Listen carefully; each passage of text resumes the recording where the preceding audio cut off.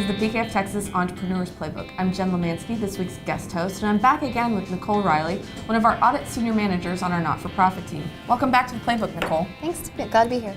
Now, I've heard you talk about governance procedures. What does that all entail? What do people need to know if they're a nonprofit for governance procedures?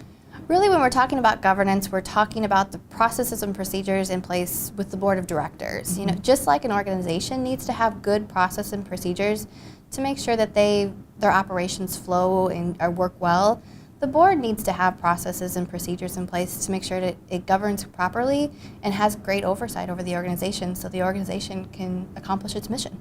So when you go in and you advise, a not-for-profit, and you're talking to them about these things, what do you advise that the board pay attention to? I have 5 main things I would recommend first for the board to look at.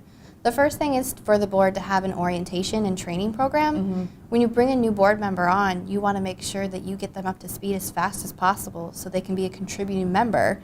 And you also don't want to lose what the board members that are leaving know and are kind of their intellectual capital and that kind of thing. Right, and as well, you want the board members to get some annual training where they learn new regulations, new laws, and just kind of touch base to make sure that they're staying up to date on what's going on with nonprofits. The second thing I would say is boards have to keep minutes. Transparency is so important these days with nonprofits. It really plays into their perception in the public. So keeping minutes of the board meetings and the committee meetings helps to make sure that everything is documented and that they're able to have total transparency if anybody wants to know what's going on with the board. So they should post those on the website probably or somewhere in a public place?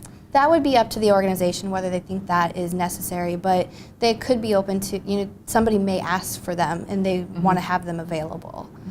The third item I would recommend is having a conflict of interest policy and that the organization, the board, review that annually, which means that, if somebody has a brother that has a construction company and the organization is going to go out for bid because they're going to build a building, you want to make sure that the board members are aware of that as they're evaluating those bids to make sure it's fair and everybody keeps the organization's best interests at heart. So have like a good RFP kind of process. Right.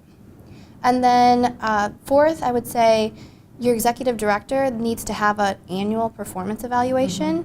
They are head of the organization, and just like everybody else below them, they need to know how they're doing. And as well as their compensation needs to be evaluated and then documented how the board got there and whether or not it needs to be competitive, but not excessive. Okay. And I think you said 5 things. What's the last one? The last one would be I recommend the board review the 990 form before it's filed every year. It's filed with the IRS, but it's also available to the public. So it's important that board members know what's in there and that it's complete and accurate. Sounds good. Well, we'll get you back to talk about some more of this stuff in the future. Thank you. To learn more about how we can help your not-for-profit, visit pkftexas.com/not-for-profit. This has been another Thought Leader production brought to you by PKF Texas' Entrepreneurs Playbook.